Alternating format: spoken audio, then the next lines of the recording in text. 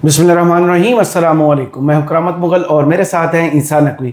नकवी साहब, इससे पहले जरदारी हाउस जो बहरिया टाउन लाहौर था, वहां भी रिपोर्टर किए थे, हमारे दुनिया न्यूज़ की टीम को मारा था। मजाल है कि किसी ने उसको हमने खुद खबर नहीं चलाई थी, कोई किसी ने खबर नहीं चलाई। तो ये तो जाहिर है कि बिलावल हाउस से लेकर और 555 नंबर की गाड़ियों से लेकर फिर इमरान खान साहब के ऊपर लगने वाले इल्ज़ामात से लेकर मियां मोहम्मद नवाज शरीफ के दौर में क्या मलिक रियाज साहब ट्रिनिडाद एंड टोबागो शिफ्ट हो गए थे या वो कुछ तो दुनिया के मुकीम हो गए थे? क्या उन्होंने जनाब प्रॉपर्टी का काम छोड़कर एम्बुलेंस सर्विस चलाना शुरू कर दी थी?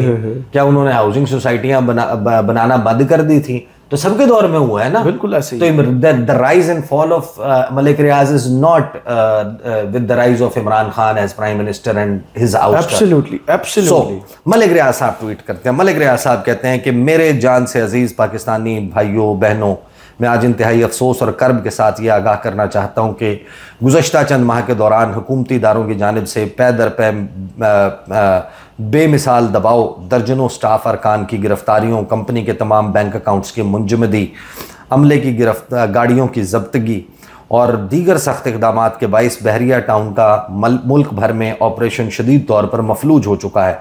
हमारी रुकूम की रवानी मुकम्मल तौर पर तबाह हो चुकी है। रोज़मर्रा सर्विसेज फराहम करना नामुमकिन हो गया है।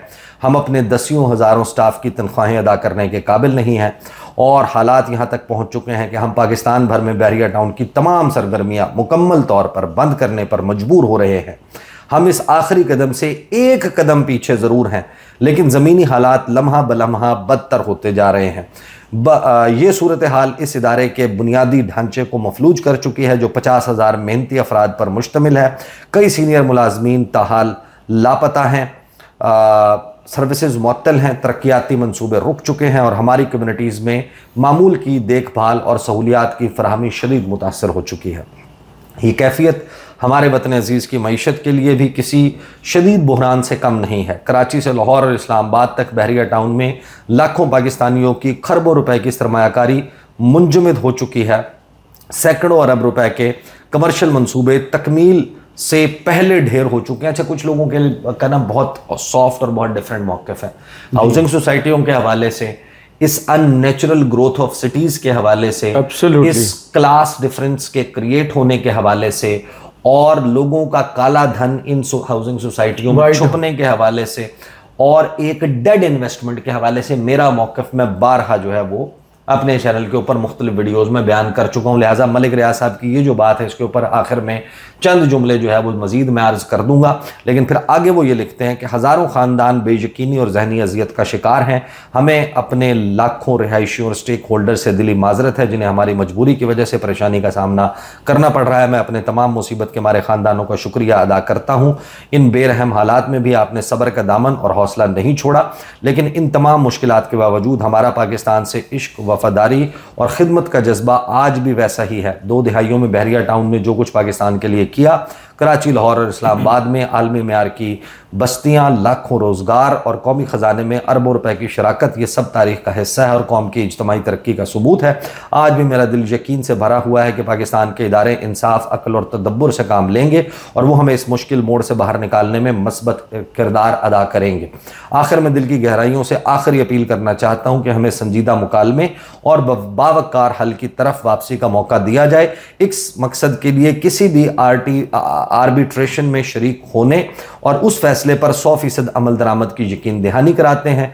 इस मौके पर मैं ये भी यकीन दिलाता हूं कि अगर आर्बिट्रेशन का फैसला हमारी जानिब से रुकूम की अदायगी चाहेगा तो हम उसकी अदायगी यकीनी बनाएंगे इंशाअल्लाह। यानी उन्होंने कहा कि अगर मेरे तो कोई जुर्माना चट्टी है तो मैं उन रास्ते राजी हूं। हम दिलो जान से पाकिस्तान के अवाम और रियासत के मुक़्तदर तरीन इदारों के लिए अपने तन मन धन कुर्बान करने का जज्बा रखते हैं। अल्हम्दुलिल्लाह हम वतन अजीज़ के लिए अपनी खिदमात को बरकरार रखना चाहते हैं, ना कि इन हालात में खामोशी से रुखसत हो जाएंगे। अपील है इसमें, जाहिर है कि एक इल्तजा मौजूद है जो मलिक रियाज हुसैन ने की, लेकिन मलिक रियाज के बाकी जो आप इससे पहले के ट्वीट्स देखें तो वो उन ट्वीट से ये कदर मुख्तलिफ है। मलिक रियाज इसमें रिवर्स गियर की सहूलत रखी कि मेरे ऊपर गवाही के लिए दबाव है और यानी कि मैं कुछ भी हो जाए। उस केस में अब इमरान खान को सजा हो चुकी। अब इनकी गवाही मैटर ही नहीं करती। हाँ नहीं, ये पहले कह चुके ना, कुफ्र का निजाम चल सकता है, जुल्म का नहीं। मलिक रियाज वादा माफ गवाह नहीं बनेगा, जो चाहे मुझ पर जुल्म करो। ये 29 मई 2024 का ट्वीट है। फिर जनवरी वाला ट्वीट याद करें, फिर वो जो उन्होंने वीडियो फुटेज जो है वो ट्वीट की थी, हाँ वो याद करें। फिर वो अपनी कहते हैं कि मेरी सारी ज़िंदगी अल्लाह ताला ने मुझे एक असूल पर कायम रहने की रहनुमाई की है।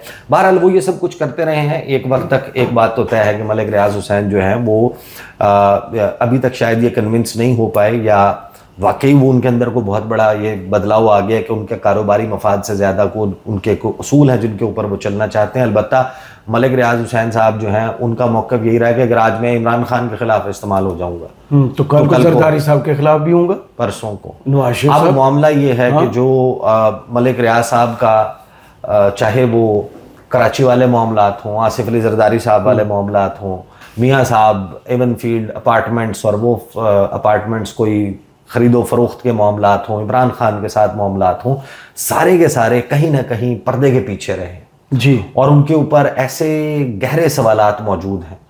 मलिक रियाज हुसैन, जब हम ये कहते हैं कि दी मलिक रियाज हुसैन जब बने, वो इस पूरे निज़ाम में कहीं ना कहीं कोई ना कोई किसी न किसी सतह पर उनकी कोई ना कोई कहीं ना कहीं किसी न किसी किस्म की मुआवनत और उनको हेल्प आउट करता रहा है। इसी वजह से मलिक रियाज साहब ने इतनी बड़ी एम्पायर बनाई। तो मलिक रियाज साहब से एक खदशा बहुत सारे लोगों को है कि मलिक साहब ने कोई डॉक्यूमेंट्स बनाए हुए हैं, कोई फाइल्स बनाई हुई हैं, सीसीटीवी फुटेज, कुछ चीज़ें हैं उनके पास, कोई लेन देन के मामलात हैं, किसके पास क्या है, किसको क्या दिया, कब दिया, बहुत से पर्दा नशीनों के राज हैं। तो वो अक्सर ये धमकियां भी लगाते रहेंगे कि मैंने फिर अगर मेरे साथ ये हुआ तो फिर मैं ये बोल दूंगा। एक केस उन्होंने खोला था, अगर आपको वाजी में याद हो, जिसकी सीसीटीवी फुटेज उन्होंने रिलीज की थी, मुझसे इतने पैसे लिए, ये फलां अरसलान इफ्तिखार वाले मामले के ऊपर जो कुछ उन्होंने बताया था, इफ्तिखार चौधरी वाले मामले पर वो जिस तरीके से सामने आए थे, तो इसी तरह और बहुत सारे हैं। फिर जब वो बात करेंगे तो पेंडोरा बॉक्स तो खुलेगा और फिर बहुत सारे लोग जो हैं उनके ऊपर सवालिया निशान ज़्यादा फैल जाएगा। वो एक आपको याद है ना कि जो नाई था बब्बल हजाम, जी बब्बल हजाम वाला बड़ा मशहूर वाक़या है, राजा के सर पे सीन, किसने बताया? बब्बल हजाम ने। वो फिर वो जहाँ जहाँ उसने वो जंगल में जाके आवाज़ लगाई थी, उससे जो जो साज बने, चाहे वो बांसुरी थी चाहे वो तबला था, तो उनसे भी वो जब बजाते थे तो आवाज़ एक ही आती थी। अब आप कर लें कुछ, मलिक रियाज साहब के पास अगर कोई चीज़ है, उनकी बातों के ऊपर जाहिर है कि बहुत सारे लोग यकीन भी करेंगे, कुछ लोग उनके ऊपर उसके खिलाफ भी बात करेंगे, हाँ। बट एक पेंडोरा बॉक्स खुल जाएगा। तो मलिक रियाज साहब का मेरा ख्याल है कि ये जो खबरें जिन्होंने दम तोड़ा है ना, वो ये थी कि मलिक रियाज बहुत जल्द आ रहे हैं, गिरफ्तारी दे रहे हैं, सरेंडर कर रहे हैं और इमरान खान के खिलाफ वो गवाही दे रहे हैं। अभी भी I do not sense that दावा किया गया था कि इंटरव्यू भी दे रहे हैं, हाँ, कि इसमें जाहिर है कि लेकिन एक इल्तिजा तो मौजूद है ना जी, इसमें एक इल्तिजा तो मौजूद है कि किसी तरीके से मामला जो है वो आर्बिट्रेशन की तरफ जाए, सालसी की तरफ जाए। अब आप टेक्निकली देखें कि पीटीआई जो तहरीक तहफ़्फ़ुज़ आईन पाकिस्तान के प्लेटफॉर्म से ये कह रही है कि हमें एक मीसाक जमहूरियत 2.0 चाहिए। कल ही आपके शो में कमर ज़मान कायरा साहब ने भी कहा कि आप गारंटी वहां से ला दें, हम चल कर जाने को तैयार हैं, इमरान खान की गारंटी दे को साइन कर देगा। उसके बाद मलिक रियाज हुसैन भी जो आर्बिट्रेशन की बात कर रहे हैं, एक जो ट्रूथ एंड रिकन्सिलिएशन की बात हो रही है, ये जो मौजूदा हुकूमत है इसमें बैठे हुए बहुत सारे लोग इतनी हाई स्टेक्स कर चुके हैं इस गेम में कि उसमें एक का सर्वाइवल दूसरे का खात्मा है। बिल्कुल ऐसे ही है। इमरान खान का आना बहुत सारे लोगों का जेल जाना है, उनके वजूद का खात्मा है। तो इस हाई स्टेक पॉलिटिकल गेम में जो एंड है वो सिर्फ एक मिसाके जमहूरियत 2.0 से ही हो सकता है। सही। वो एक ट्रूथ एंड रिकन्सिलिएशन कमीशन से ही हो सकता है। मेरा ख्याल है कि मलिक रियाज साहब की ये जो ट्वीट है इसने भी एक स्टेप फॉरवर्ड उसी जानिब लिया है कि ठीक है यार, मैं भी कुछ मानता हूँ, मैं कुछ देता भी हूँ, मैं कुछ वो भी करता हूँ, लेकिन इस मामले को वो अपने तौर पर अपने शराइत के ऊपर सेटल करना चाहते हैं कि हो जाए। मैं गिव अप करने के लिए तैयार हूँ बहुत सारी चीज़ें। वो बाकी जो हाउसिंग सोसाइटियाँ हैं वो आई एम वेरी क्लियर, मतलब आपके शहरों में जो इस वक्त इस मुल्क को जिसकी मईशत को जिस चीज़ ने खाया हुआ है वो ये बेहंगम बिला जवाज हाउसिंग सोसाइटीज हैं, बहुत महंगी। आप मुगल साहब यहाँ से इस्लामाबाद से आप सफ़र करें लाहौर का, लाहौर से आप मुल्तान जाएं, वहाँ से आप रहीम यार खान आएँ, वहाँ से आप भावलपुर आएँ, वहाँ से वापसी का आप सफ़र करें, आप मुल्तान मुजफ्फरगढ़ आ जाएं, अलीपुर आ जाएं, वहाँ से आप लिया मियाँ वाली से होते हुए वापस इस्लामाबाद पहुँचें।